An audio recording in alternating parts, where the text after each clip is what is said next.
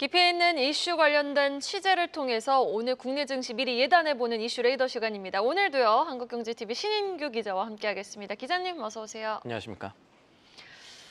우리 증시 이틀간 열심히 좀 반등에 성공을 해줬는데 밤사이 뉴욕 증시가 또 주춤해가지고 오늘 맞습니다. 또 한편으로 마음이 좀 무겁거든요.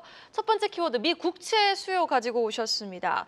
최근 국내 증시, 미국 증시의 영향을 많이 받고 있는데 밤사이 뉴욕 증시는 또 국채 수요 입찰이 부진하면서 하락 마감했거든요. 어떻게 된 상황입니까? 시점을 좀 보셔야 될 것 같아요. 어제 조금 맥락을 앞서서 짚어보면은 다행히 어제 오전에 이 BOJ, 일본은행의 부총재가 지금처럼 시장이 불안할 때 추가적인 금리 인상 없을 것이다 이런 얘기를 하면서 시장을 좀 진정시켰고 그래서 아시아 증시는 물론 그 이후에 유럽 증시도 뛰었습니다. 이 상승 마감했는데 문제는 미국이었습니다. 미국 같은 경우도 장 초반에는 상승을 하다가 오후 들어서 하락하기 시작했는데 이게 미국 시간 오후 1시 정도에 있었던 10년 만기 국채 경매 결과가 좀 실망스럽다.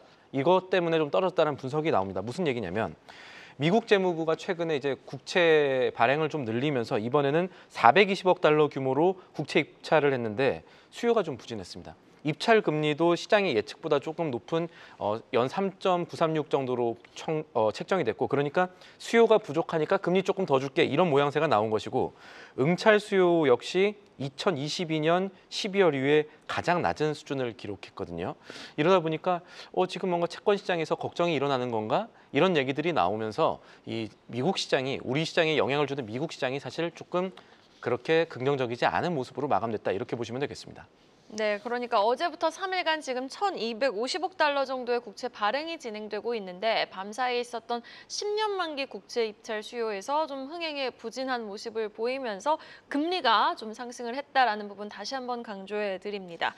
자, 관련해서 우리가 좀 챙겨봐야 할 투자 포인트는 어떤 게 있을까요? 사실은요, 근데 이게 좀 이상한 거예요. 왜냐면요, 지금 시카고 선물거래소에, 그러니까 미국의 연방 기금금리 선물 시장에서 나타나는 아마 9월 FOMC의 금리 인하폭 지금 확률은요.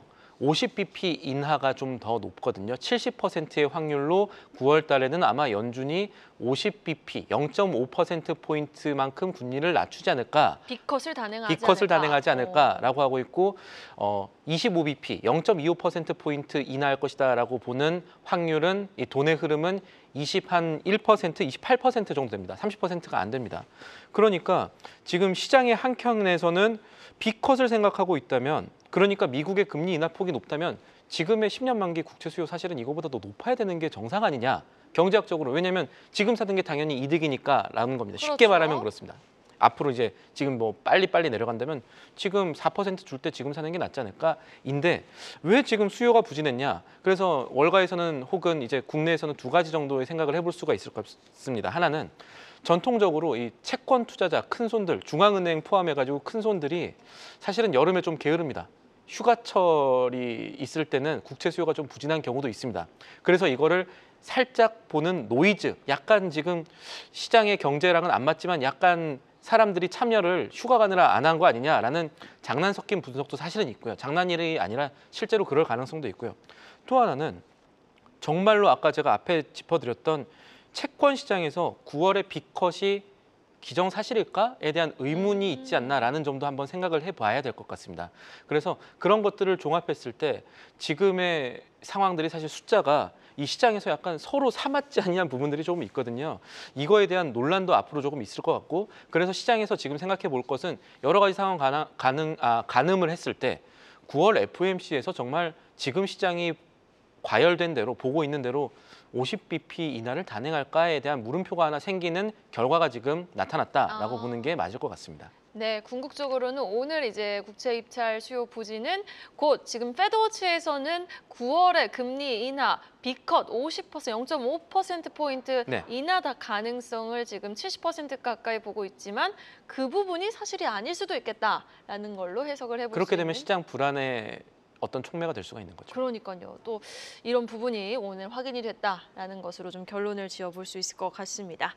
자, 다음 키워드로 바로 넘어가 보도록 하겠습니다. 두 번째 키워드는요.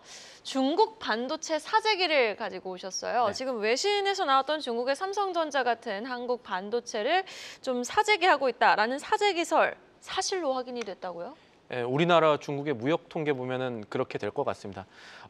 어제 중국의 해관 총서, 그러니까 무역 통계가 나왔습니다. 여기서 어떻게 나왔냐면 한국산 제품 수입이 급증했습니다.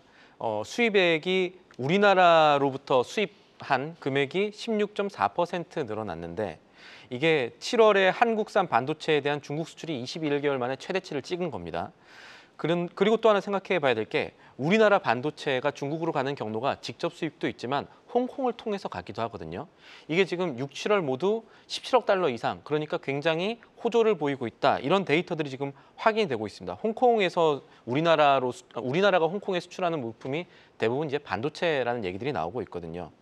근데 이게 무슨 의미냐면 어제부터 이제 로이터와 같은 외신, 최근에 로이터가 약간 이제 오보를 내기도 하지만 그래서 이런 걸 검증을 좀 해봐야 되지만 어떤 얘기를 했었냐면 중국의 이제 화웨이라든지 텐센트와 같은 빅테크를 포함해서 중국의 AI 기업들이 삼성전자의 HBM, 고대역폭 메모리, AI 시대에 필요한 필수 메모리를 사재기하고 있다는 얘기들이 있었는데 삼성전자는 여기에 대해서 어떤 반응도 보이지 않았거든요. 그런데 최근에 나왔던 이 수출 데이터를 보면은 아마 이번에는 외신 보도가 사실일 가능성이 높다 이렇게 볼 수가 있겠습니다.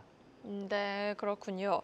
자, 그렇다면은 관련해서 우리 반도체 투자 측면에서 좀 살펴볼 부분이 있다면은 어떤 포인트가 있을까요? 시점이 아쉽습니다. 사실은 우리 입장에선 이런 얘기들이 안 나오는 게 훨씬 좋습니다. 그렇죠. 왜냐하면 지금 미국은 현재 미국에서 중국으로 넘어가는 혹은 미국의 동맹국들이 중국으로 수출하는 반도체, 첨단 반도체를 수출하지 못하게 하는 법안 혹은 규제를 8월 말에 시행할 가능성이 매우 높기 때문입니다.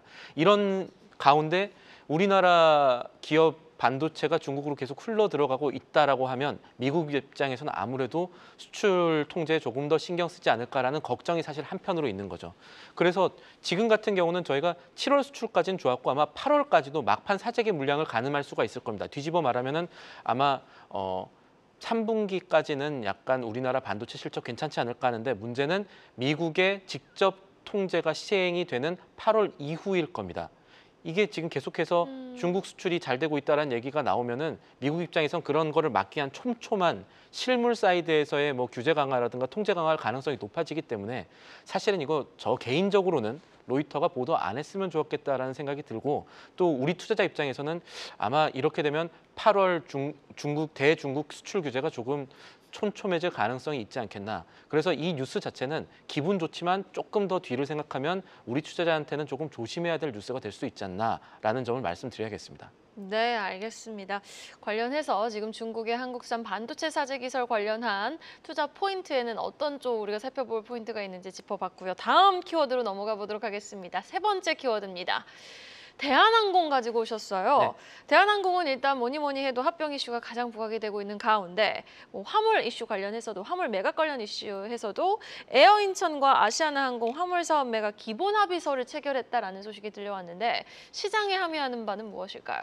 MOU랑 다릅니다. 이 지금 구속력 있는 매각 기본 합의서 우리가 MA라고 부르는 거는 거의 이대로 간다라는 얘기입니다. 큰일 없으면. MOU보다 조금 더 강도가 센 구속력이 있고 없고의 차이니까요. 네. 그래서 이번에 어제 장 마감쯤에 나온 공시를 보니 아시아나 화물 사업, 그러니까 대한항공이 이제 가지고 있게 되는 아시아나 화물 사업부를 이 에어인천에 매각을 하겠다. 그리고 거기에 대해서 이제 뭐 물적 분할 합병을 하고 전체 규모를 4,700억 원 정도로 하겠다. 그러니까 4,700억 원의 에어인천에 아시아나 항공 화물 사업부를 대한항공이 팔겠다라는 얘기들이 이제 확인이 된 것이고요. 이 어떤 얘기냐면 이 매각이 잘 되면은 대한항공과 아시아나의 합병을 바라보는 이 외국의 시선이 조금 더 누그러질 가능성이 있는 겁니다. 지금 이제 유럽 같은 경우 EC, 그러니까 유럽위원회에서는 합병 요건 가운데 하나가 이 화물 사업 매각이거든요. 화물 사업을 떼내야 지금 아시아나와 대한항공이 합병할 수 있다라는 얘기가 나오고 있는데 지금 상황을 보면 아마 10월까지 유럽 당국의 매각 계약서 완전히 된 거 제출할 수 있을 것 같습니다. 그리고 또 하나 살펴봐야 될 게 조원태 대한항공 최고경영자 회장이 미국 같은 경우도 아마 10월 말이면은 기업 결합 승인 완료될 거다라고 얘기를 했던 것을 감안하면 현재 상황을 보면 대한항공과 아시아나의 합병, 최근에 가장 이 대한항공에선 큰 이슈인 합병 이슈가 올해 10월 말에는 마무리가 될 가능성이 굉장히 높다라는 점이 이번에 확인이 된 것이고요. 관련해서 지금 2분기 실적 나온 것도 그렇고 최근에 증권사들이 이 대한항공에 대해서는 조금 따뜻하게 보고 있는 것 같습니다. 하나증권 같은 경우는 대한항공이 현재 뭐 PBR이라든가 PER 관련해서 보면은 저평가 구간에 있다 이렇게 평가를 내리기도 했습니다. 그렇군요. 알겠습니다. 대한항공 이슈는 저희가 계속해서 뉴스가 나오는 대로 좀 빠르게 업데이트를 해볼 필요가 있을 것 같고요. 관련해서 투자 전략도 뉴스에 따라서 실시간으로 좀 재정비가 필요해 네. 보이는 부분이 있습니다. 마지막 키워드로 넘어가 보도록 하겠습니다. 하이브 가지고 오셨어요. 저는 종목 이제 하나씩 언급해 주시면 신인규 기자님이 덜컹덜컹해요. 너무 잘 가가지고. 오늘은 좀 다 이 걱정할 부분들을 많이 짚어드리는 거긴 합니다. 네, 그렇죠. 그런데 또 오히려 그런 리스크를 기회 삼아서 좀 네네. 중장기적으로 지켜볼 만한 종목도 있는 거니까요. 마지막으로 하이브 가지고 오셨는데 하이브가 어제 모처럼 강하게 반등 주면서 엔터주 전반의 온기를 확산시켰거든요. 네. 그런데 보아하니 BTS 멤버죠. 슈가군이 전동 킥보드 음주운전 소식을 또 들려주면서 좋지 않은 어제 소식이죠. 주가 예. 탄력도 조금 살짝 주춤했던 것 같거든요. 주가에 미친 영향 클까요? 장 마감 이후에 또 변동성이 생겼습니다. 그러니까 저희가 어제 장 기준으로 알고 있었던 것은 음주운전이지만 어쨌든 차가 아니고 우리나라는 음주운전에 대한 여론이 굉장히 따갑기 때문에 매섭기 때문에 사실 또 그래야 하는 거고요.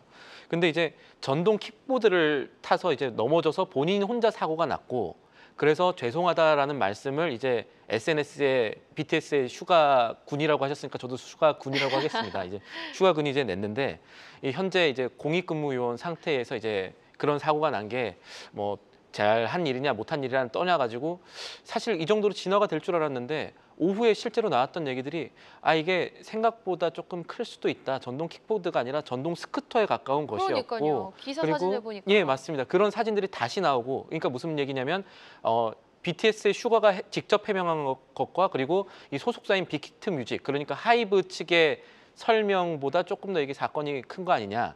조금 더 조심했어야 되는 거 아니냐라는 여론이 생길 가능성이 있는 겁니다. 지금 군 복무 중이시잖아요. 그런 것도 그렇고 지금 음주 측정 결과 면허 취소 처분 정도 받았다고 하거든요. 그러니까 기존의 해명보다는 조금 더 뭔가 더 있지 강도가 않나 좀 세다. 걱정 혹은 이제 우려가 좀 있을 수 있는 거죠. 이게 이런 게 무서운 게 엔터주 같은 경우는 논란이 확산될 때 사실 실제 있었던 일의 크기보다 주가 흐름이 더 좋지 않을 경향성이 있지 않습니까? 센티에 영향을 미치니까요. 센티멘트에 영향을 미치기 때문에 이런 것들이 지금 아직 해외 팬들의 마음이 돌아서지는 않은 것 같습니다만 국내 여론이 지금 생각보다 더 차가워질 가능성이 오늘 내일까지는 있을 것 같고요. 그렇게 되면은 하이브 주가에 어제보다는 조금 더 안 좋은 영향이 있지 않겠나라는 얘기들이 증권가에서 조금씩은 나오고 있는 점 참고하시면 되겠습니다. 네, 알겠습니다. 그런데 전동 킥보드도 그렇고 전동 스쿠터는 물론이고 하여간 모두 다 음주운전은 안 음주운전은 됩니다. 안 되는 거잖아요. 맞습니다. 그렇죠. 뭐 사건의 경중을 떠나서 일단 음주운전을 했고 또 군 복무 중이시고 하는 와중에 이런 사건이 터졌다는 거는 그래도 좀 엔터주 센티에 다시 한번 그나마 좀 반등에 나서주나 싶었는데 엔터주 센티에 또 어떤 악영향을 미칠지 여부 오늘 또 주시해 보시면서 투자 전략 재정비해 보실 필요가 있어 보입니다. 지금까지 이슈 레이더 시간 한국경제TV 신인규 기자와 함께했습니다. 말씀 고맙습니다. 계속해서 다양한 경제 이슈를 알고 싶다면 구독과 좋아요, 알림 설정 부탁드립니다. AI 캐스터 권미정이었습니다.